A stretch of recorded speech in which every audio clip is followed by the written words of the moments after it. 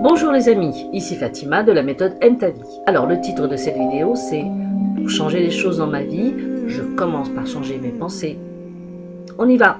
D'abord, et ceci est valable pour toutes les vidéos, les précédentes, les futures et celles d'aujourd'hui, les mécanismes à intégrer pour votre transformation intérieure. Il y en a 5. Pour moi, il y en a 5. Le moment présent, la prise de conscience ou conscientisation, le lâcher prise, c'est-à-dire ne pas mettre son attention, ne pas focaliser son attention sur ce que l'on ne veut pas. 4. L'acceptation, l'accueil, c'est-à-dire le non-jugement. Et 5. L'action. On y va. À chaque fois que je dis penser dans cette vidéo, il va falloir inclure ici tout ce qui influence psychologiquement, comme les impressions, les sentiments, les convictions, les opinions, qui composent elles-mêmes nos croyances et bien sûr nos émotions. Les émotions sont la réponse physiologique d'une pensée. Et cette réponse physiologique va se répercuter sur notre propre corps. Il y a la pensée qui va générer une émotion, et l'émotion qui va donner une attitude, un comportement, une posture, et qui va se mettre dans le corps. Sans direction donnée et sans maîtrise, nos pensées, et ceci quel que soit notre âge, elles sont complètement involontaires, elles sont compulsives, elles sont machinales, elles sont sauvages, elles s'imposent à nous avec leur cortège le plus souvent injustifié d'angoisse, de tristesse, de doute, de colère et de peur. Bon, je vous rappelle ici qu'on va s'intéresser qu'aux pensées négatives, aux croyances limitantes, uniquement. Et puis là, je vous demanderai le temps de cette vidéo de poser justement toutes les croyances à propos de ces pensées. Tout ce que vous savez, ou vous croyez savoir, ou pas, sur vos pensées. Si je vous dis comme ça que ce sont elles qui dirigent notre vie, j'entends d'ici le scepticisme de certains. Et pourtant, nos pensées sont le miroir, la traduction de ce que nous sommes et de ce qu'est notre réalité. Si vos pensées dominantes sont constructives, motivantes, faites de confiance, faites de joie, d'une manière générale agréable et positive, alors votre vie doit être très probablement de bonne composition. Et donc dans ces pensées qui habitent notre esprit, celles que l'on a validées comme vraies, celles que l'on a acceptées, c'est ce qu'on appelle les fameuses croyances. En général, chacun voit sa vie à travers le prisme de ses propres croyances. Alors, en général, elles ont été soufflées lorsque nous étions encore enfants. Elles nous ont été inculquées par des comportements et des habitudes de vie de notre environnement proche, comme notre cercle familial, le milieu social, la culture, la religion d'où l'on vient. Il est fréquent même que ces croyances soient transmises de génération en génération. C'est pour ça que ce qu'on dit à un enfant, un petit jusqu'à 6-7 ans, va l'influencer toute sa vie, car il va l'intégrer dans la globalité et il ne va pas faire de discernement, il ne sait pas discerner. Donc il va tout interpréter comme ça au premier degré, il va tout prendre, il va tout gober au premier degré. Lui, il va les accepter comme donc des vérités absolues. Et il va tout faire pour se les attribuer, pour les prendre à son propre compte, pour coller au mieux avec son environnement proche. Ces croyances ont un réel pouvoir destructeur, elles agissent telles un virus ou une tumeur dans l'esprit. On les voit comme nos vérités, donc on ne les remet pas en question.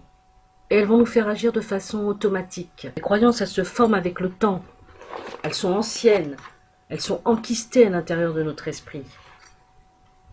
On les retrouve souvent dans le manque de capacité d'impuissance, de dévalorisation. Je ne suis pas assez intelligente, par exemple, je ne suis pas à la hauteur, les autres oui, mais moi c'est pas pour moi. Le manque d'espoir aussi, je suis trop grosse, je n'y arriverai jamais, je pourrai jamais perdre de poids. Le manque de mérite, je ne mérite pas ceci ou cela, souvent pour une faute imaginaire, et là bien sûr intervient le sentiment de culpabilité. Le manque d'amour, ne pas se sentir aimé, par exemple ne pas s'être senti aimé par ses parents. Ça peut être réel, ça peut être imaginaire. La croyance là va être associée à « je ne suis pas digne d'être aimé ». Et par tous les moyens, je vais me le prouver dans ma vie au quotidien.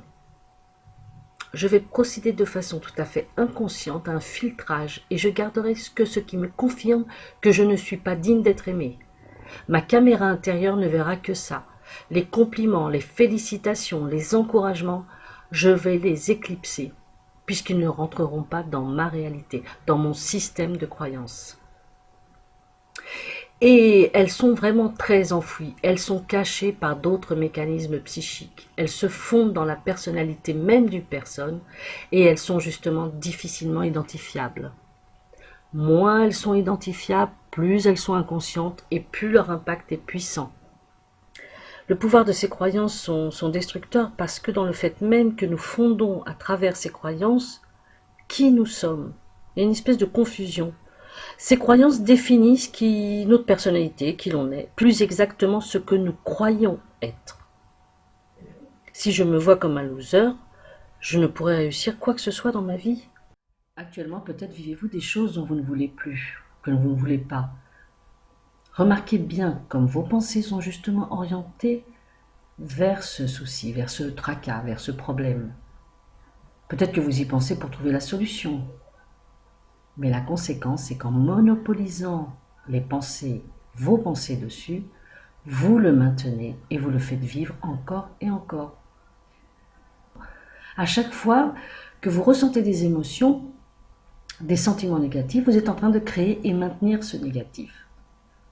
Que ce soit par vos pensées, que ce soit par vos actes, que ce soit par vos comportements, que ce soit par votre attitude. Détournez vos pensées et votre attention sur ce que vous ne voulez pas,